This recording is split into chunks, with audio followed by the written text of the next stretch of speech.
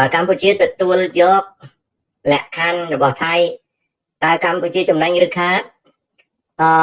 đôi chị ọt miếng khát đầy để chăm nhầm chùm hiệp nó mình chạy rương tạm bần toàn prôm đánh ở tìa hồ thả an sẻ xiêm về châu bay rồi mẹ ở tìa hồ thả tà mòn thông về cản cặp ở tìa hồ đó thả ta cặp bấy về cản cặp ở tìa hồ tùy chắn về châu pram rồi mẹ châu cháy về châu mà rồi mà km tẹp bay về châu pram rồi mẹ ở tìa hồ nó về châu chẳng ai chụp bánh cái lại na để bên lấy này té rừng đi bà dương này chơi thắng và cả chụp bánh khác ở toàn đằng để JBC trời thừa cá joint border committee trời thừa cá ở lươn cứ pra hiện kỳ đằng sau kháng ở pra pan ti tới cứ pra opco về chiết sát làm bấy rồi chấm nói from an về năng về miền cá đọt đồ kia xiêm mình men chẹt thái anh đang đi của về miền cái lại anh khác nè về miền cái lại anh khác xiêm để trời tai prom priengនៅក្នុងជំឧបករណ៍វិទ្យាសាស្ត្របើដាក់ឧបករណ៍វិទ្យាសាស្ត្រឲ្យមិនព្រមអានឹងករណីហ្នឹងកម្ពុជាអាចយកករណីហ្នឹងប្តឹងទៅ ICJ បានខាងការដោះស្រាយបញ្ហាព្រំដែនគឺដោយសុខឆន្ទៈឧបករណ៍វិទ្យាសាស្ត្របានត្រូវប្រើប្រាស់កម្ពុជាមានតលហេកច្បាស់លាស់ក្នុងរឿងហ្នឹងរីឯតលហេកម្មគឺផ្ោះតាមវិទ្យាសាស្ត្រអានោះក៏សៀមវាមិនតាំងតែងដល់ប៉ុណ្ណឹងទេត្រូវដឹងរឿងបន្តព្រំដែនដែលសៀមវាប្រឆាំងនឹងផែនទី1លើ200,000ហ្នឹងចាំថ្ងៃក្រោយខ្ញុំនិយាយប្រាប់យើងត្រូវសិក្សាឲ្យដឹងថាសៀមមិនបានវាប្រឆាំងផែនទីហ្នឹងម្ល៉េះវាតកតងនឹងការឈឺចាប់របស់វារឿងព្រះវិហារដូច្នេះហើយបានជាសៀមវាមិនទទួលស្គាល់ផែនទីហ្នឹងទេវាមិនទទួលស្គាល់ជាមួយឡាយជាមួយអីវាអត់អីទេណាតែជាមួយខ្មែរវាឈឺចាប់វាបាត់បង់របស់ដែលវាមិនត្រូវបាត់បង់មកអំពីអ្វីមកអំពីផែនទីហ្នឹងហើយនឹងទីតាំងផ្ទាល់វាមានកន្លែងខ្លះខុសគ្នាណាកន្លែងខ្លះខុសគ្នាអូខេអាហ្នឹងចឹងទេចឹងចម្លើយថាវាខាតនឹងចំណេញមិនទាន់ដឹងទេអូខេនឹងចំណុចមួយខ្មែរមួយចំនួនធំនៅអត់ទាន់ស្វាងទៀតលោកតាអើយហ្នឹងវាបាបកម្មដែលយើងត្រូវជួបលោកតាតើក្នុងពេលសង្គ្រាមនេះយុវជនខ្មែរគួរធ្វើអ្វីចូលរួមអត់ចាំបាច់ចូលរួមទេធ្វើម៉េចកុំឲ្យត្រូវក្របបានហើយនឹងស្វែងយល់អំពីមូលហេតុសង្គ្រាមឲ្យច្បាស់លាស់បានហើយមិនបាច់ចូលរួមអីទេខែក្រោយនេះគេចាប់ទៅហ៊ានហើយបើនៅច្បាំងនោះគួរណាស់តែរកផ្លូវរត់ទៅពីព្រោះតែទៅខាងមុខមិនយូរទេឲ្យតែគេបាញ់គ្នាហ្នឹងទៅខាងមុខគឺបានទៅជួបព្រះហើយពីព្រោះគេឲ្យហាត់តែមួយខែអីគេយកទៅដល់ជួបព្រះដូច្នេះគួររកផ្លូវរត់គួររកផ្លូវកិច្ចគួររកផ្លូវសង្ងំអាហ្នឹងវាល្អជាងទឹកដីនៃប្រទេសកម្ពុជាវាអត់បាត់បង់ទៅណាទេសង្គ្រាមគឺជាទំនាស់មាត់នឹងមនុស្សទេអញ្ចឹងប៉ុណ្ណឹងណាចៅអូខេកុំគិតចូលរួមមានន័យថាចៅចង់ឆាប់ទៅហើយកុំច្រឡំណាបើចៅទៅបាត់ម្ដាយឪពុកកើតទុកប្រពន្ធកូនកើតទុកតែហ៊ុនសែនអត់មានស្វាត់ទឹកនោមមកតហើយខ្មែរដតីអត់ចាំខ្លួនឯងទេខ្លួនឯងឈ្មោះស្អីក៏ដោយឈ្មោះវាក់ឈ្មោះវ៉ៅឈ្មោះគង់ឈ្មោះម៉ៅគ្មានអ្នកណាចង់ចាំខ្លួនឯងហើយបើចាំខ្លួនឯងក៏ខ្លួនឯងទៅសោយទៅបាត់ហើយអញ្ចឹងសូមកុំឲ្យល្ងងណាសូមឲ្យស្វាងឡើងពីសេចក្តីល្ងងនេះគឺគេចាយចោលដោយกระดาษកាត់អាចចឹងមិនមែនរឿងទឹកដីទេរឿងទំនាស់មាត់ទេតែយួននិងសៀមនៅតែចង់ហែកប្រទេសកម្ពុជាជាពីរចំណាយចែកគ្នាឬពាក្យថាហែកមានពីរយ៉ាងអាមួយចូលកាន់កាប់ទឹកដីអាមួយទាញប្រយោជន៍យកសម័យឥឡូវនេះបើវាមានសង្គ្រាមអាហ្នឹងវាអាចហែកទឹកដីតែវាអត់សង្គ្រាមទេវាចែកការទាញយកចំណេញ ណាអានឹងវាចឹងកូនណា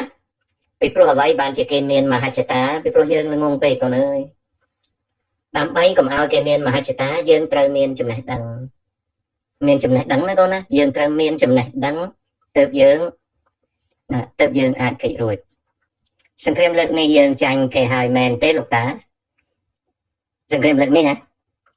នៅមានមនុស្សមួយចំនួនគេជឿថាឈ្នះអញ្ចឹងតាមិននិយាយទេឲ្យចៅឯងគិតក្នុងចិត្តចុះសៀមគេបាញ់ប៉ុន្មានបាញ់ចៅឯងណាគេបាញ់អាគារតើកូនចៅឯងគិតពីអាគារទៅរួចហើយចៅឯងរួចគ្រាន់តែខានលក់ដូរខានទៅសាលារៀនអីហ្នឹងណាយល់ឃើញដោយមិនដេចចំពោះយុទ្ធសាស្ត្ររបស់សម្ដេចអត់ទេអត់យល់ឃើញមិនទេបើសម្ដេចអនុវត្តយុទ្ធសាស្ត្រនឹងយូរទៅអារម្មណ៍ទាំងគាត់ទៀតបើប្រទេសថៃពួកទាហានដាក់គោលដៅនោះមានសាស្ត្រាចារ្យម្នាក់គាត់និយាយថាពួកសៀមទាហានណាអត់ចូលចិត្តលោកហ៊ុនសែនទេចង់ផ្ដួលលោកហ៊ុនសែនអីហ្នឹងណាសពគ្រប់សួរថារឿងនេះពិតទេមានខ្លះដែរនៅស្រុកថៃតែមិនទាន់ជាគោលដៅទេបើសិនជាទាហានសៀមទៅដាក់គោលដៅថាវាលើកនេះវាដាក់ហើយច្បាំងនេះប៉ុណ្ណឹងទាហានសៀមវាដាក់គោលដៅហើយថាដរាបណាហ៊ុនសែននៅតែបាក់មាត់គឺដរាបហ្នឹងគឺតែងតែប្រឆាំងជានិច្ចអញ្ចឹងបើសិនជាឈប់បាញ់រសៀមវាត្រូវការចិញ្ចឹមនយោបាយបដូរហ៊ុនសែនដែរឧទាហរណ៍តែឥឡូវឈប់បាញ់គ្នាទៅសុកសានសៀមក៏វាចាប់ផ្ដើមកសាងផែនការបដូរហ៊ុនសែនវាពីមុនវាគ្រាន់តែស្អប់ហ៊ុនសែនវាគ្រាន់តែចង់ជល់គ្នាជាមួយហ៊ុនសែនតែសង្គ្រាមប្រហែលថ្ងៃនេះដល់ពេលវាចាប់ទៅគឺវាដាក់ផែនការហើយវាដាក់ផែនការហ្នឹងវាទៅតាក់ទងយួនវាត្រូវតាក់ទងខ្មែរវាត្រូវរៀបចំផែនការវាយូរអង្វែងទៅមុខបើហ៊ុនសែនគាត់ស្លាប់ទៅគាត់ឈឺគាត់ចាស់ទៅគាត់ស្លាប់អត់អីទេតែបើមិនស្លាប់ទេទាហានសៀមហ្នឹងគេតចំនួនដាក់ផែនការកំចាត់គាត់ចាំណាដាក់ផែនការទោះបីរដ្ឋាភិបាលសៀមហ្នឹងត្រូវគ្នាអីធម្មតាចឹងមែនប៉ុន្តែផែនការនៃការកំចាត់ហ៊ុនសែនហ្នឹងគឺអត់ដូរទេហើយផែនការដែលត្រូវកំចាត់តកូលហ៊ុនដោយវៀតណាមអត់ដូរទេវៀតណាមក្រោយពីហ៊ុនសែនឡូឡាក្រោយពីហ៊ុនសែនទទួលជំនួយចិនក្រោយពីរឿងផែនការប្រេជីហ្វូណនគឺបកកុម្មុយនីសគេអត់ផ្ដួលហ៊ុនសែនទេប៉ុន្តែគេដាក់ផែនការថាហ៊ុនសែនមិនអាចរឹងមាំបានទេហើយក៏គេដាក់ផែនការថាបើហ៊ុនសែនក៏ស្លាប់ទៅហ៊ុនម៉ាណែតក៏មិនអាចរឹងមាំបានដែរព្រោះតកូលហ៊ុនអញ្ចឹងសៀមវាមើលឃើញអានោះវាមើលឃើញថាគំនិតទីក្រុងហាណូយនឹងវាស្តៀងគ្នាបើហាណូយនិងបាងកករាប់អានគ្នាជាយុទ្ធសាស្ត្របានសេចក្តីថាចេះណាបានសេចក្តីថាតកូលហ៊ុនចាប់ពីថ្ងៃនេះតទៅងាកទៅកន្លែងណាក៏មានគ្រោះថ្នាក់ដែរតកូលហ៊ុនខ្ញុំចង់និយាយប្រាប់ហ៊ុនសែនផ្ទាល់ហ៊ុនម៉ាណែតផ្ទាល់ថាសង្គ្រាមលើកនេះរួមគ្នានឹងការមិនសប្បាយចិត្តរបស់ក្រុងហាណូយតកូលហ៊ុនគឺនៅក្នុងប្លង់ស៊ីបរបស់សៀមនិងយួនសួរថាតើគេនឹងធ្វើឲ្យដួលរលំលឿនទេអត់ទេជួនកាលជាផែនការងុំស្អីទៅហៅថាផែនការងុំគឺជាផែនការដែលគេចេះតែធ្វើចឹងទៅតែគេអត់ចោលទេដល់ពេលវាស្រកគេលវាទុំគេធ្វើតែម្ដងបញ្ហារបស់គេគឺគេមិនចង់ផ្លាស់ប្ដូរប្រទេសកម្ពុជាទេគេឲ្យប្រទេសកម្ពុជានៅដែលគណៈឲ្យតែតកូលហ៊ុនហ្នឹងវិនិច្ឆ័យចេញពីអំណាចអញ្ចឹងហាណូយក៏គិតដូចគ្នាបាងកកក៏គិតដូចគ្នាមិនមែនខ្ញុំទេណាខ្ញុំតិចទៀតងាប់បាត់ហើយកើតមហារាជងាប់បាត់ហើយខ្ញុំគ្មានដំណោះជាមួយតកូលហ៊ុនទេហើយខ្ញុំនិយាយនេះប្រាប់តកូលហ៊ុនឲ្យដឹងថាហេកុំឲ្យអាងថាមានលុយមានកាក់អីតកូលអីមានតបអត់ជេរទេពេលនេះដើរចូលក្នុងប្លង់គេហើយណាហើយកុំសង្ឃឹមថា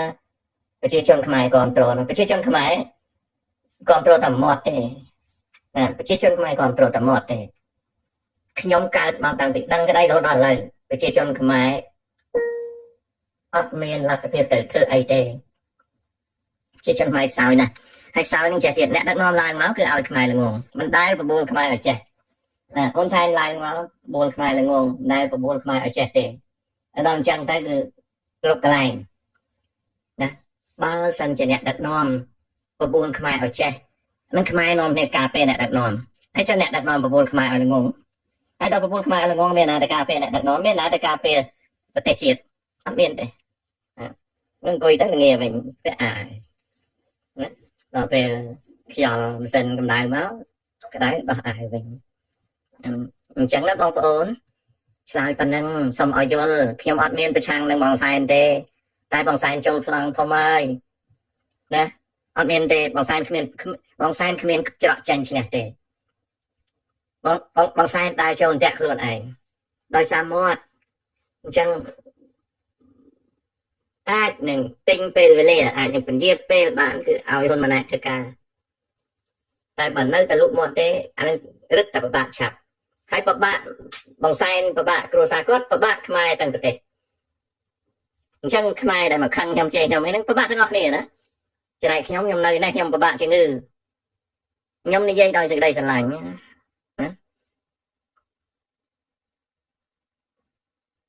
And yes, new generation is being dumb. Not and yes, being ignorant, not because of politics, because of education. Nobody educate them. They lack education. Okay, they lack education. បាត់បង់ education ណាការសិក្សាសង្គ្រាមលើកនេះណាឆ្លើយហើយលោកតាយល់ឃើញដោយបណ្ដាច់ចំពោះយុទ្ធសាស្ត្រឆ្លើយហើយបើបន្តសង្គ្រាមបែបនេះទៀតលំបាកហើយវាលំបាកមែនហ្នឹងណាឲ្យធ្វើម៉េចហើយសេដ្ឋកិច្ចខូចខាតខ្លាំងណាស់ស្រីយកការឈឺចាប់ជាការរៀបចំខ្លួនខ្ញុំរស់នៅក្នុងសង្គ្រាមខ្ញុំត្រូវរៀបចំខ្លួនកូនឯងក៏ត្រូវការពារខ្លួនណា42 47អត់មាន invasion ទេ there is no plan invasion អត់មានទេសៀមអត់មានការកាប់ទឹកដីទេសៀមចង់តែវាយបំបាក់កម្លាំងរបស់ហ៊ុនសែនតែប៉ុណ្ណឹងអូខេរឿង prepare ត្រូវតែ prepare បើអស់ពីកិច្ចអាស៊ាន UN អាចជួយកាត់ក្តីបានឬទេអត់ទេហងអត់បានទេលោកតាតែការបាត់ព័ត៌មានពីប្រជាជនក្នុងប្រទេសមិនមែនជាយុទ្ធសាស្ត្រសង្គ្រាមទេគឺជាអំណាចផ្ដាច់ការនៅប្រទេសកម្ពុជាសម័យប៉ុលពតស្រាប់តែយួនចូលមកធូរលហើយដោយសារបាត់ព័ត៌មាន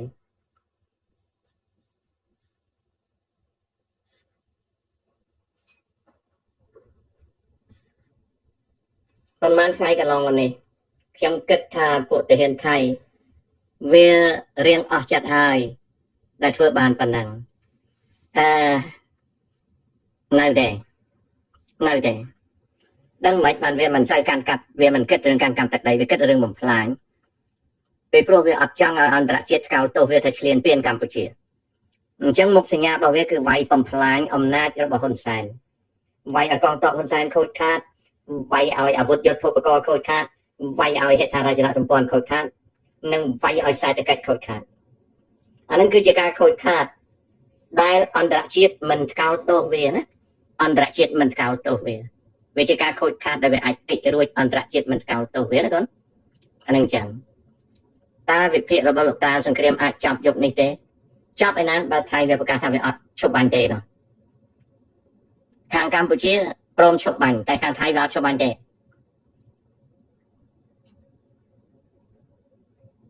តើធ្វើដោយដាច់ដើម្បី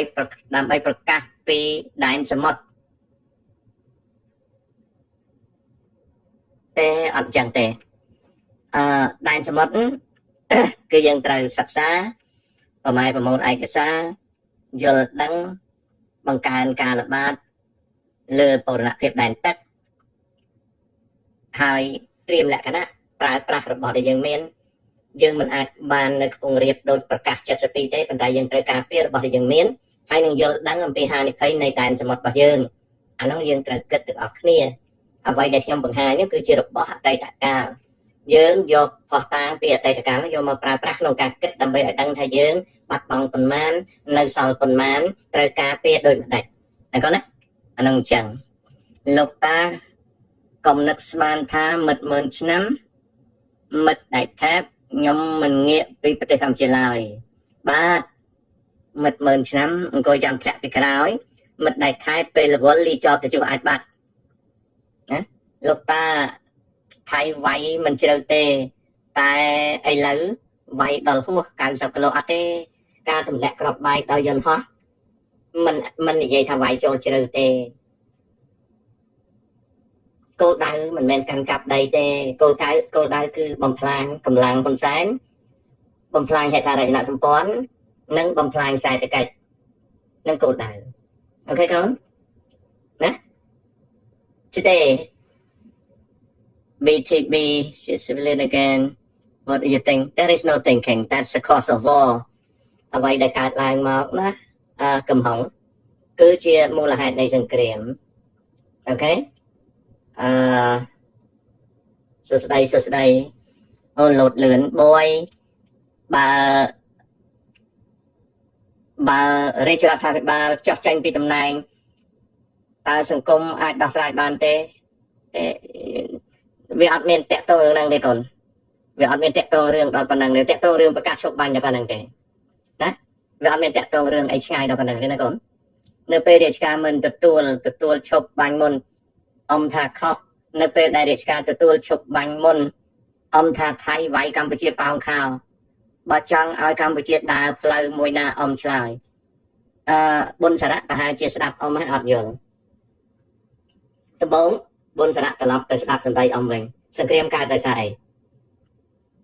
ទី1សង្គ្រាមដោយសារអីអមប្រាប់ហើយសង្គ្រាមកើតដោយសារមាត់សំអុយរបស់ហ៊ុនសែនវាលូកដៃជើងចូលក្នុងគេខឹងគេគុំគេវាយ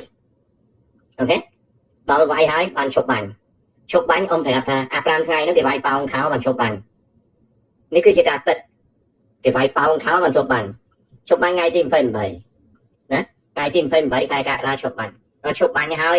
ក៏នៅបង្កើតបញ្ហាណាហ៊ុនសែនមិនព្រមចាញ់សៀមទេដាក់ប្រជាជនឲ្យទៅជុលជាមួយសៀមនៅព្រៃច័ន្ទជោគជ័យដល់តែជុលជាមួយសៀមនៅព្រៃច័ន្ទជោគជ័យក្រោយមកក៏សៀមវារស់រឿងខ្លាំងក៏ដកប្រជាជនចេញហ៊ុនសែនព្រមឲ្យ JBC Joint Border Committee អនុវត្តកិច្ចការព្រំដែនខ្ញុំសប្បាយចិត្តខ្ញុំថាអាហ្នឹងដើរហើយណាដល់ហើយមាត់សំអុយរបស់ហ៊ុនសែននិយាយទៀតរឿង SEA Games តោះគ្នាគេវាយថ្ងៃទី7-8ធ្នូនេះឥឡូវខ្ញុំនិយាយទៀតថាធ្វើម៉េចឲ្យជប់បានហើយប្រញាប់ដោះស្រាយបិទអាមាត់សំអុយហ្នឹងទៅឥឡូវរឿងប៉ុណ្ណឹងតើផ្លូវណាឥឡូវហ្នឹងប៊ុនសារៈឯងដឹងមូលហេតុសង្គ្រាមទេមូលហេតុសង្គ្រាមមកពីមាត់វាសំអុយណាអា5ថ្ងៃមុនមកពីមាត់វាសំអុយអានេះហៅស៊ីត្រាវដល់ពេលអាថ្ងៃទី8ខែធ្នូនេះមកពីមាត់ស្អុយម្ដងទៀតបានស៊ីត្រាវម្ដងទៀតវាយទៀតដល់ពេលឈប់មាត់សំអុយហ្នឹងទៅឈប់លូកដៃចូលក្នុងកិច្ចការរបស់កូនទៅទុកឲ្យកូនកាន់កាប់កិច្ចការប្រទេសទៅហើយប្រញាប់ដោះស្រាយគ្រប់ទាំងអស់ JBC ព្រមហើយ5យ៉ាងអត់មានបញ្ហាទេរឿងដោះមីនត្រូវតែដោះបើចង់សពត្រូវតែដោះណាហើយមានមតិមួយទៀតថាដោះមីនអស់សៀមវាយចូលហើយចុះបើមានមីនសៀមវាយចូលហើយស្មានតែអាមីនហ្នឹងវាការពារមិនឲ្យសៀមវាយចូលបើសៀមវាប្រើយន្តហោះនោះអញ្ចឹងធ្វើឲ្យវាត្រឹមត្រូវទៅប្រទេសមួយនិងប្រទេសមួយដូចយើងនៅជាមួយវៀតណាមបើមានមីនតាមព្រំដែនយើងត្រូវតែដោះខាងយើងដោះខាងវាដោះខាងវាតែដោះទល់មុខគ្នាដើម្បីកុំឲ្យមានការណាកុំឲ្យមានការចោទប្រកាន់គ្នាអញ្ចឹងសារៈយល់នៅកូនមានចង្អុលទេមានចង្អុលសួរតបទៀតទេកូនណាអូខេបុនសារៈណាលោកគ្រូតាបន្ទាត់ព្រីជេនិងអេគីដេស្តង់នោះជាអ្វីបន្ទាត់អេគីដេស្តង់គឺជាការរៀបចំបន្ទាត់ទៅតាមលក្ខណៈនៃច្បាប់សមុទ្រ UN class រីឯ link brevet គឺជាបន្ទាត់ប្រវត្តិសាស្ត្រដែលយួនអត់ទទួលស្គាល់ទេ link brevet បន្ទាត់ brevet យួនអត់ទទួលស្គាល់ទេឆ្វៃណារីឯការបែងចែកដែនសមុទ្រគឺធ្វើឡើងទៅតាម UN class ហើយមុននឹងយួនវាធ្វើយួនវាឲ្យហ៊ុនសែនសញ្ញេឆ្នាំ82ហើយស្រេចហើយអញ្ចឹងហើយយួនក៏វាឲ្យនេះឲ្យហេងសំរិនប្រកាសផ្លេស្លាញឆ្នាំ82ថ្ងៃទី30កក្កដារួចទៅហើយអញ្ចឹង